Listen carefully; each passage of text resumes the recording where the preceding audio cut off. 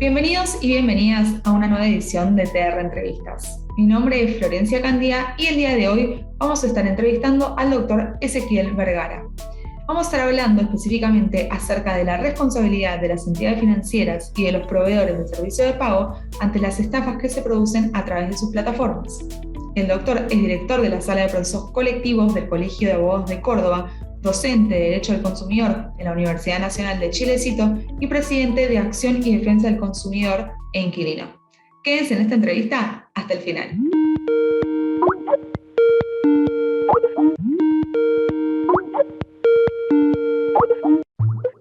Bueno, bienvenido Ezequiel, gracias por acompañarnos en esta entrevista. Bueno, muchas gracias por la invitación. Vamos a arrancar. No vamos a empezar con lo que es la típica definición de phishing, porque creo que actualmente estamos todos muy empapados del concepto, más con el aumento de este tipo de casos durante la pandemia.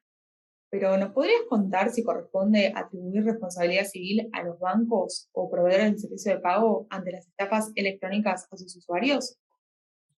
Bueno, sin dudas, lo que vamos a hacer es hablarlo desde una perspectiva netamente consumerista, es decir, desde la defensa de los derechos de los consumidores.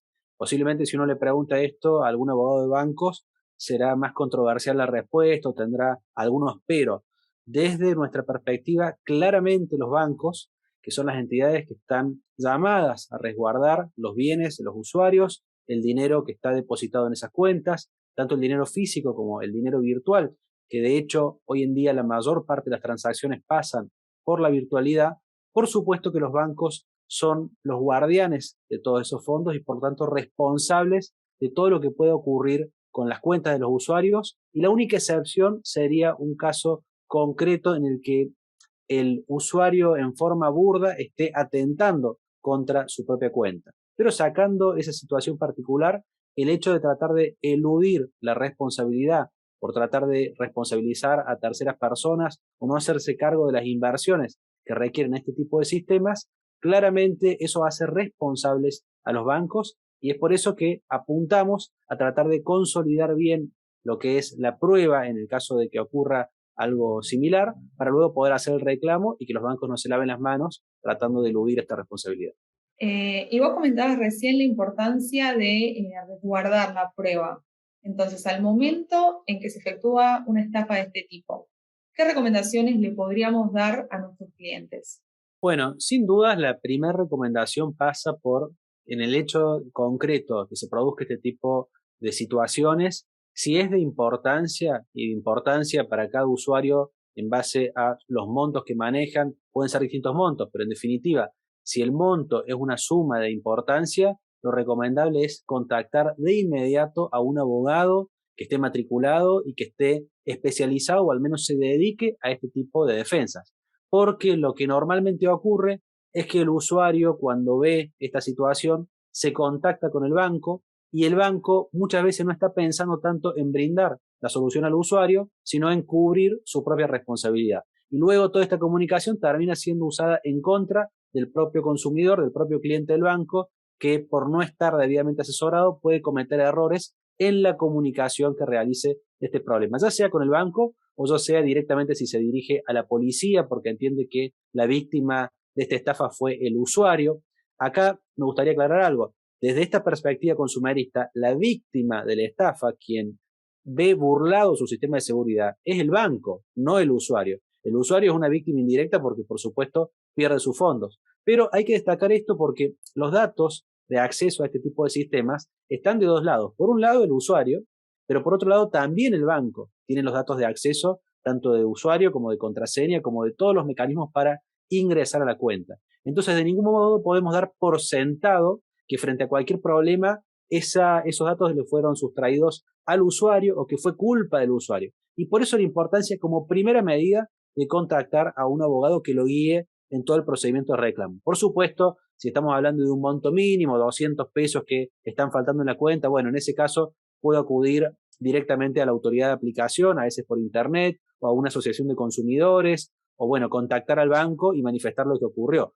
Respecto de la comunicación con el banco, el consejo que se suele dar es grabar toda la comunicación. Hoy en día es muy sencillo porque con los celulares podemos utilizar herramientas o aplicaciones para grabar la llamada, avisando también a quien nos atiende que estamos grabando, o directamente con 2 celulares, con uno hacemos la llamada en altavoz y con la otra grabamos toda la comunicación. También es una herramienta efectiva para tener en claro qué nos está contestando el banco, o por el contrario, si el banco no nos está brindando una solución oportuna.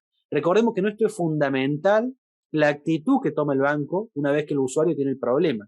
Y aquí es donde se ven los mayores actos de negligencia por parte de las entidades bancarias, porque muchas veces el usuario tiene el problema, se contacta con el banco y el banco ahí no le responde, le fija un turno para cada 2 meses, le dice que en realidad fue culpa suya y que esto lo van a tener que ver y le empieza a confundir. Entonces, toda esa conducta es importante tratar de tenerla resguardada, grabada, además de la comunicación que podemos hacer telefónicamente, enviar correo al banco para que informe inmediatamente qué ocurrió con la cuenta, desconociendo todas esas operaciones, y por supuesto la clásica carta documento, que también en este caso lo que recomendamos, además de la carta documento, es la citación a una audiencia para que inmediatamente el banco deba responder. Bueno, y esto de la audiencia va a depender, por supuesto, de cada jurisdicción. Algunas permiten este tipo de audiencias, en otras será la carta documento, pero tratar de dejar sentado que como usuario estamos desconociendo todas las operaciones y solicitando en forma inmediata la información de todo lo ocurrido en esa cuenta. Y ahí es donde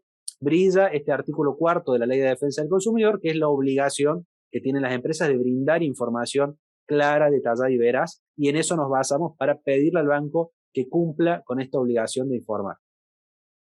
Claro, y muchas de estas etapas también se dieron a través de solicitudes de préstamos preaprobados a través de home banking en las cuentas de los clientes. En este sentido, el consumidor tiene la opción de elegir quitar esa posibilidad de su sistema. Bueno, lo cierto es que hoy en forma, lo que llamaríamos por defecto o bien por sistema, el sistema está justamente pensado para que el usuario pueda pedir un crédito con un clic, no tenga que hacer absolutamente ningún control adicional, y esto es así porque así le conviene al banco. Cuanto más créditos se toman, más comisiones van a tener los encargados de esas cuentas, entonces por eso es que se facilita tanto el pedido del crédito. Y lamentablemente no hay algún botón simple en el cual el usuario pueda desactivar esta opción.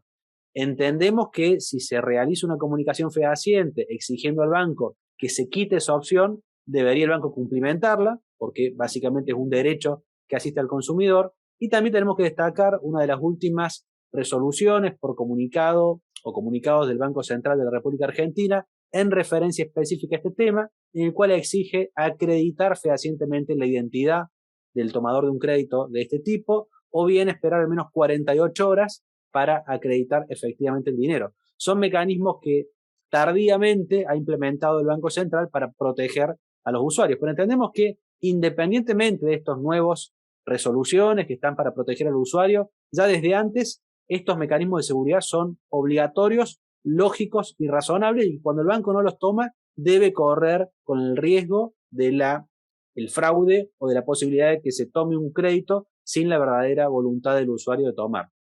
Claro, por ahí hasta corresponde su aplicación más allá de la entrada en vigencia de la comunicación en sí.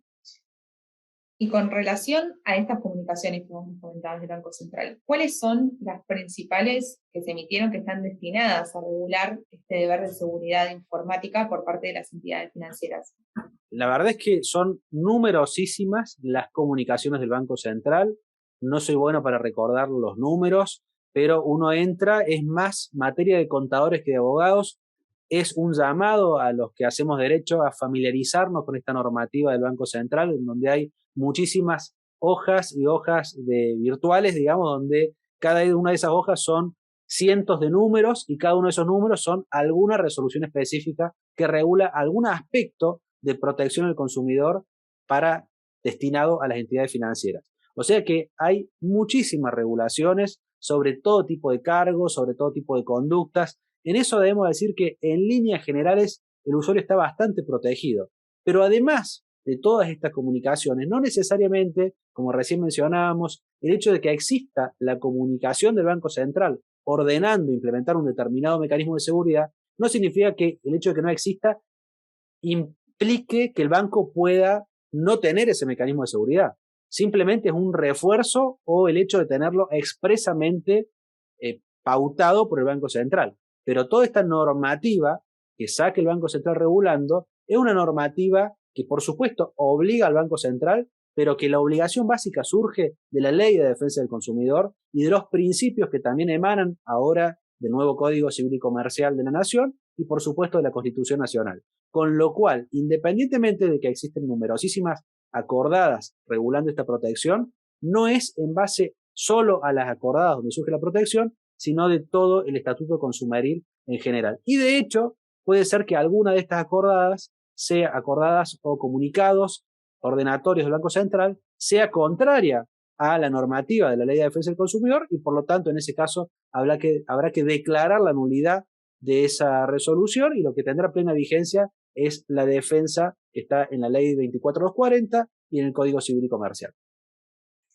Y más allá de este deber que viene no solo, como vos decías, de las resoluciones del Banco Central, sino de la normativa de fondo en cuestión, ¿existe algún tipo de regulación con relación, por ejemplo, a los proveedores de servicio de pago? Está extendiéndose justamente la normativa tanto de la Ley de Tarjetas de Crédito como toda la normativa aplicable a las entidades financieras por parte del Banco Central, a los nuevos entidades de pago de las llamadas fintech, nuevas tecnologías que por ahí hacen préstamos, gestiones de dinero, aplicaciones, todas estas nuevas empresas novedosas, en muchos aspectos muy necesarias, sobre todo para el sector que está subbancarizado, para aquellos usuarios que no pueden acceder al banco, pero justamente también muchas veces forman parte del sector más vulnerable de la población y por eso es que deben ser protegidos. Así que estamos viendo, sobre todo en el año 2020, se hizo extensiva gran parte de la normativa aplicable a la ley de entidades financieras a las famosas fintech.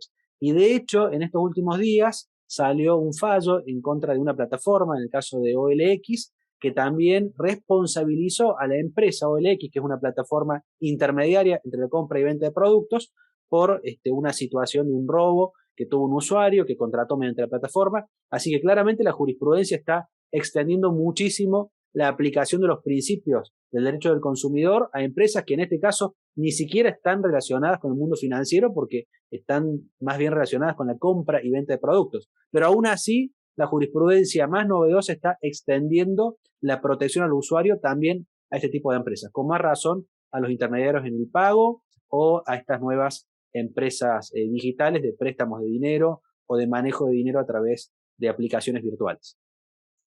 Perfecto. ¿Y existe algún supuesto en el que estas empresas podrían llegar a eximirse de la responsabilidad frente a los usuarios?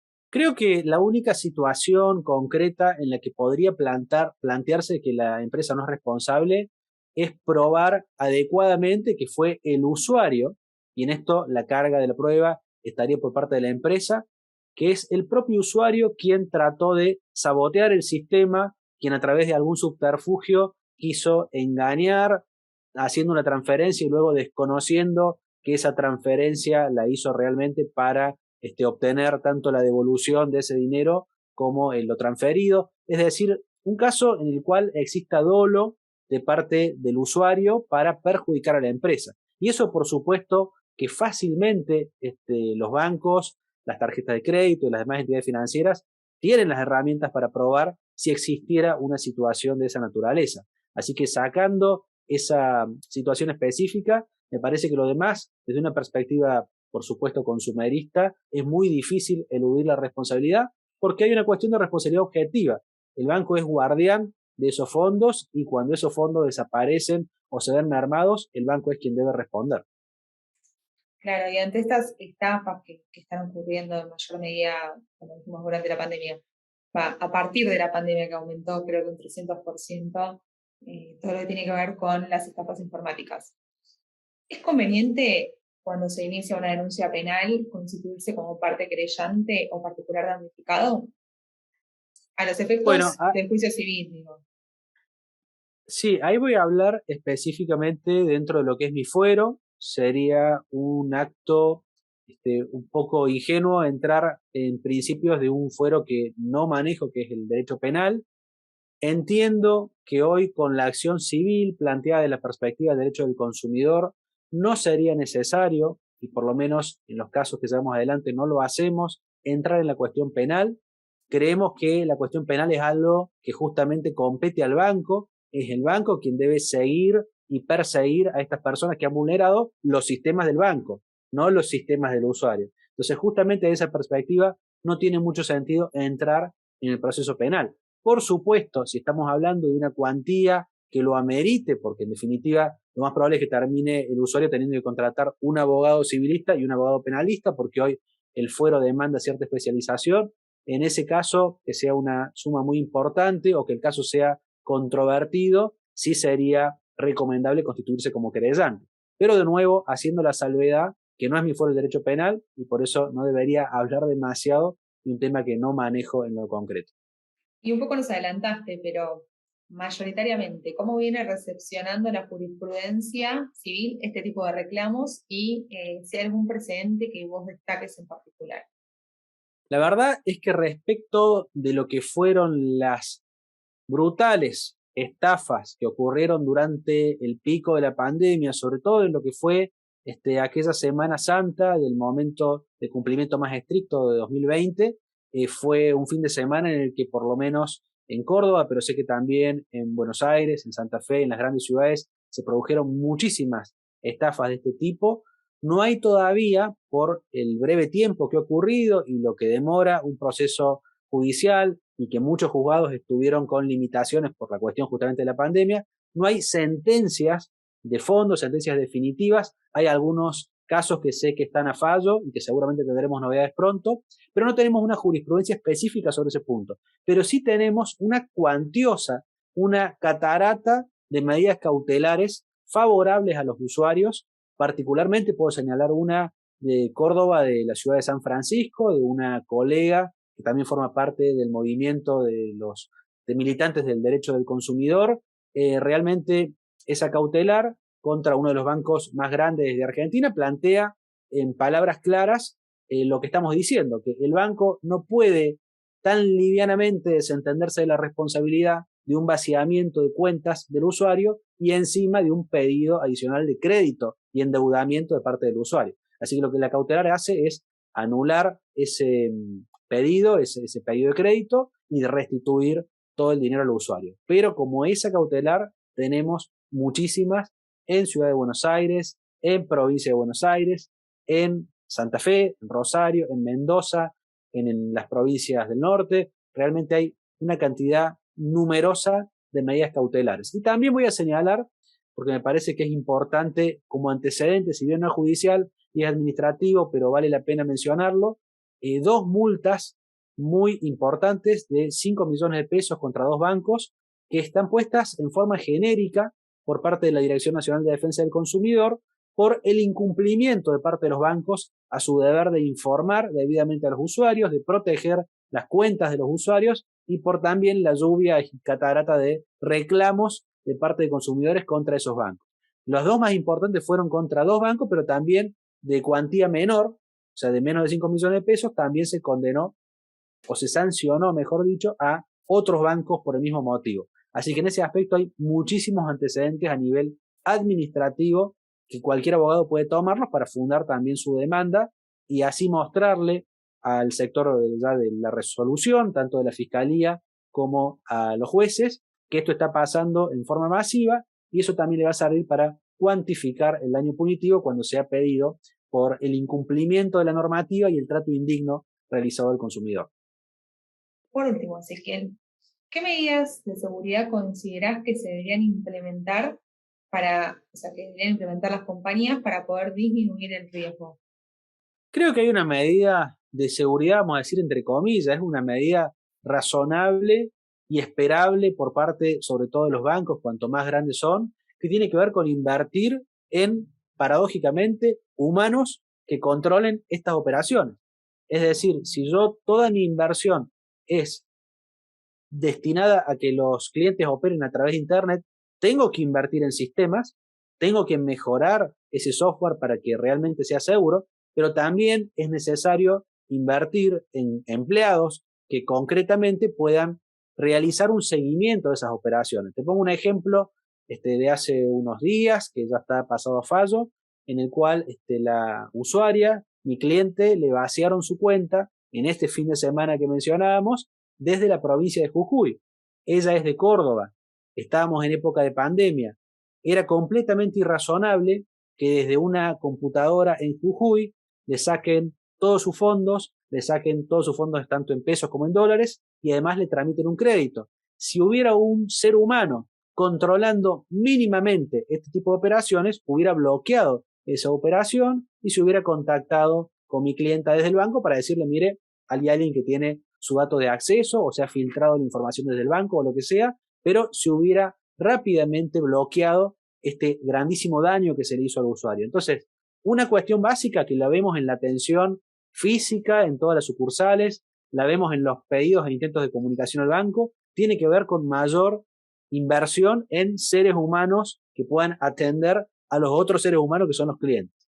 Y después, por supuesto, mejorar los mecanismos de seguridad informáticos que las grandes empresas, sobre todo las plataformas de redes sociales, el correo electrónico, las empresas líderes, apenas hay un movimiento extraño, nos envían un mail, se activan mecanismos de seguridad, nos piden verificar a través de diferentes formas si realmente somos los dueños de esa cuenta. Bueno, esos mecanismos son costosos, pero los bancos, que son los que manejan el dinero, con más razón deberían implementarlos, y si no los tienen, bueno, ahí tienen que hacerse cargo de los problemas que eso puede ocasionar a sus clientes.